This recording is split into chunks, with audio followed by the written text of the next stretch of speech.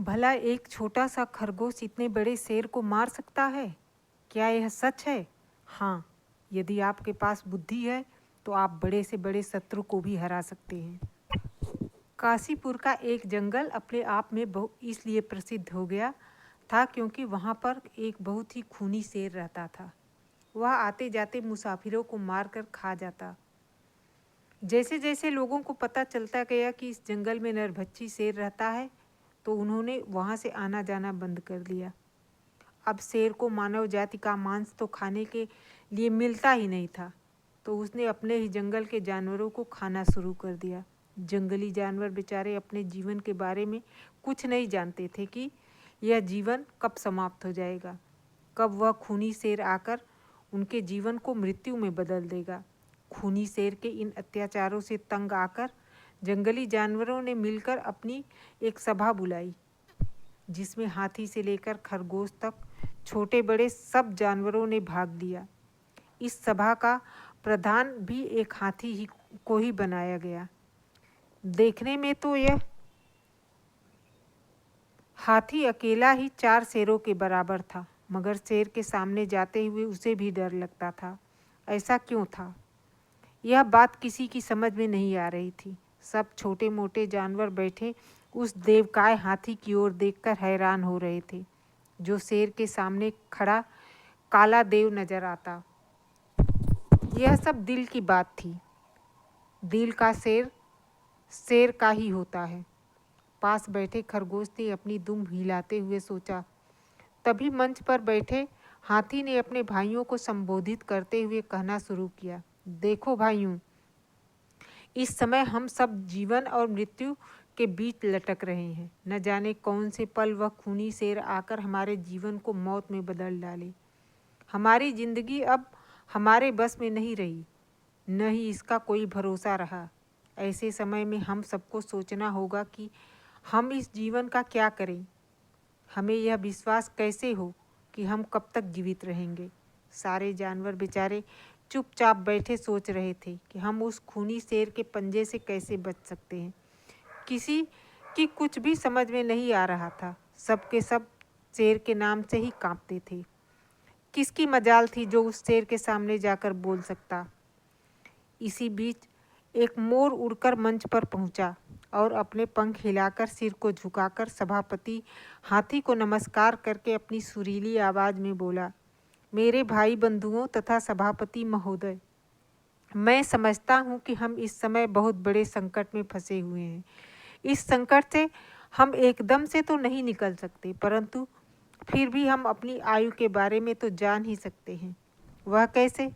देखो, यह बात तो सत्य है कि शेर ने एक दिन तो हमें खाना ही है। अब कितने दिन हमारा जीवन शेष है, उसे जानने का एक तरकीब मेरे पास है। वह कौन सी? सारे जानवरों की आंखों में आशा की झलक चमकने लगी। देखो भाई, हम में से 5 लोग इकट्ठे होकर जंगल के राजा के पास जाएंगे। शेर हमें खा नहीं लेगा, रिच्छ ने जल्दी से कहा। नहीं भैया, शेर इतना मूर्ख नहीं। वह जंगल का राजा है, वह अपनी प्रजा की बात जरूर सुनेगा। फिर उसने हमें वैसे भी तो खा ही लेना है। बुज़दिलों की जिंदगी जीने से तो बहादुरी की मौत मरना अच्छा है। इसलिए मैं केवल अपने साथ 4 ही साथियों को लेकर शेर के पास जाऊंगा। 4 बहादुर साथी कोई भी मेरे साथ चल सकते हैं। मगर हम शेर के पास जाकर क्या करेंगे? गीदड़ ने पूछा। हम शेर से यही प्रार्थना करेंगे कि आप अपनी गुफा में ही आराम से बैठें।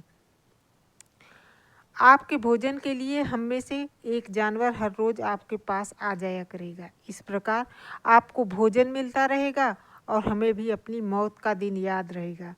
इससे दोनों पक्ष चैन से रहेंगे। सब जानवर इस बात को मानने के लिए तैयार हो गए थे। उसी समय 5 सदस्यों का दल मोर और हाथी की रहनुमाई में शेर के पास भेजा गया। शेर ने इस शर्त को खुशी से स्वीकार कर लिया। दूसरे दिन से ही जानवरों की पंचायत ने मिलकर अपने साथियों की मौत के नंबर बांट दिए थे। अब तो हर रोज ही सुबह से समय बेचारा एक जानवर शेर की गुफा की ओर चल पड़ता। जो बाकी बचे थे वे अपनी मृत्यु का इंतजार में बैठे थे। हाथी, भेड़िया, लोमड़ी, गीदड़, चीता, रिछ, मोर, खरगोश तथा अन्य जानवर अपनी बारी से शेर के पास जाते और शेर उनको खाकर अपना पेट भरकर आराम से सो जाता या घूमने निकल जाता। एक दिन एक गरीब खरगोश का नंबर भी आ गया।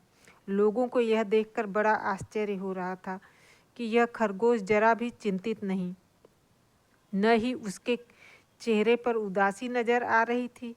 वह तो हंसता हुआ खुशी खुशी जा रहा था, जैसे किसी विवाह शादी में जा रहा हो। जबकि इससे पूर्व जितने भी जानवर शेर का भोजन बनने जाते वे सब के सब रोते हुए जाते। मौत के नाम से भला किसे डर नहीं लगता। लेकिन न जाने यह खरगोश कैसा था जिसे मौत को सामने देखकर बड़ी खुशी हो रही थी। उस खरगोश की पत्नी और 2 बच्चे भले ही उसे जाते देखकर रो रहे थे, मगर वह खरगोश तो जरा भी नहीं डरा। वह चल दिया और सब जानवर आश्चर्य से उसे देखते रहे। सत्य बात तो यह थी कि वह खरगोश भी मरना नहीं चाहता। न जाने क्यों उसकी अंतरात्मा उसे बार बार कह रही थी कि तुम मरोगे भी नहीं, क्योंकि तुम एक बुद्धिमान जीव हो। तुम छोटी आयु से साधु संतों तथा ज्ञानियों के पास बैठते रहे हो। वहाँ से तुम्हें इतना ज्ञान मिल चुका है कि तुम मौत से भी लड़ सकते हो। उसी ज्ञान की शक्ति उसे यह प्रेरणा दे रही थी कि तुम मरोगे नहीं। यदि तुम अपनी बुद्धि से काम करोगे तो मौत से बच जाओगे। चलते चलते खरगोश मौत से बचने की युक्ति सोचता रहा। तभी रास्ते में उसे एक पुराना कुआं देखा। उसने उस कुएं के अंदर झांक कर देखा, इसमें पानी भी है कि नहीं। जैसे ही उसने नीचे झांक कर देखा तो उसमें पानी तो नजर आया, मगर पानी के अंदर उसे एक खरगोश भी नजर आया, जो उसकी अपनी ही छाया थी। खरगोश उसे देखकर हंस दिया। फिर थोड़ी देर तक सोचता रहा। शेर के पास पहुँचते पहुँचते उसे काफ़ी देर हो गई।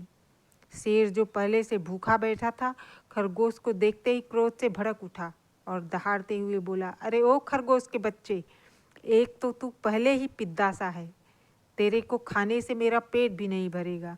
दूसरे तू इतनी देर से आया है कि मैं भूख से मरा जा रहा हूँ। बोल, देर से क्यों आया? महाराज, जब आप अब आपसे क्या बताऊं कि मुझे रास्ते में एक दूसरे शेर ने घेर लिया था। क्या बक रहे हो? तुम इस जंगल में हमारे सिवा और कोई शेर है ही नहीं। नहीं महाराज, मैं सच कह रहा हूँ, एक शेर और है। उसने मुझे घेर लिया तो मैंने उससे माफ़ी मांगते हुए कहा कि हे जंगल के राजा, मुझे माफ़ कर दो, क्योंकि जो हमारा राजा है उसने मुझे बुला रखा है। नहीं नहीं, इस जंगल में हमारे अलावा और कोई शेर रह नहीं सकता। हम उसे मार डालेंगे। उसे क्या अधिकार है कि हमारे जंगल की सीमा में प्रवेश करे? हम उसका खून कर देंगे, हम उसे मार डालेंगे। चलो, हमें बताओ कि वह शेर कहाँ है। आज हम उसे तुम्हें न खाकर उसी के मांस से अपनी भूख मिटाएंगे। ठीक है महाराज, चलिए, परंतु यदि आपको कुछ हो गया तो मुझे दोष मत देना। नहीं नहीं, हमें कुछ नहीं होने वाला। फिर हम शेर हैं, डरना हमारा काम नहीं, लड़ना हमारा काम है। ठीक है महाराज, जैसी आपकी इच्छा। अब मैं आपको उसी शेर के पास ले चलता हूँ। हाँ हाँ, चलो चलो, देर मत करो, ऐसा न हो कि वह हमारे जाने तक भाग जाए। जब खरगोश शेर को लेकर उस कुएं के पास आया तो शेर चारों ओर नजरें घुमाकर देखा। वहाँ दूर दूर तक किसी शेर का नामो निशान भी नहीं था। अरे पिद्दे, कहाँ है तेरा शेर? क्या तुम पागल बना रहे हो? नहीं नहीं महाराज, ऐसी बात नहीं, मैं झूठ नहीं बोल रहा, मैंने खुद उसे अपनी आंखों से देखा है। फिर कहाँ है वह? शायद आपसे डरकर इस कुएं में छुप गया है। हमें उस कुएं में भी नहीं छोड़ेंगे, हम उसे कुएं में भी नहीं छोड़ेंगे। वह क्या समझता है कि वह छुपकर अपनी जान बचा लेगा? चलो दिखाओ हमें। खरगोश उस शेर को कुएं के मुंडेर के पास ले गया और बोला, देखो महाराज, वह रहा, इस कुएं में बड़े मज़े से छुपा बैठा है ताकि आपको पीछे से मार सके। शेर ने जैसे ही झांक कर नीचे देखा तो कुएं के पानी में उसे शेर नजर आया, जो असल में उसका अपना ही छाया था। उस पागल को क्या पता था कि खरगोश अपनी ही चाल चल रहा है। क्रोध से भरे शेर ने अपनी ही छाया को शेर समझकर कुएं में छलांग लगा दी और वह अपनी मौत आप ही मर गया। खरगोश खुशी से नाच उठा। बुद्धि सबसे बड़ा हथियार है। यह कहता हुआ खरगोश वापस अपने साथियों के पास पहुंचा तो वे सब उसे जीवित देखकर हैरान रह गए। उन्होंने खरगोश से पूछा, अरे भाई, तुम कैसे जीवित वापस आ गए? मैं ही जीवित वापस नहीं आया, अब तुम सब जीवित रहोगे। अब कोई बेमौत नहीं मरेगा क्योंकि मैं शेर को मार आया हूँ। जब खरगोश ने शेर को मारने की पूरी कहानी सुनाई तो सब जानवर खुशी से नाच उठे। इस कहानी से हमें यह प्रेरणा प्राप्त होती है कि बुद्धि से काम लेने वाले लोग बड़े से बड़े शत्रु को भी मार गिराते हैं। इसलिए कभी भी संकट के समय घबराना नहीं चाहिए।